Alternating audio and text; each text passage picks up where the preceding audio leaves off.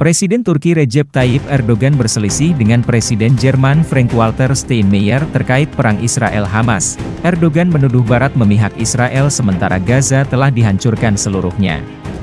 Steinmeier, yang memiliki hubungan yang rumit dengan pemimpin Turki tersebut dan dengan cepat mengecam pendekatan Erdogan terhadap Israel, menjawab dengan mengutuk serangan Hamas pada tanggal 7 Oktober, dengan mengatakan bahwa, tanpa tanggal 7 Oktober, perang di Gaza dan Timur Tengah tidak akan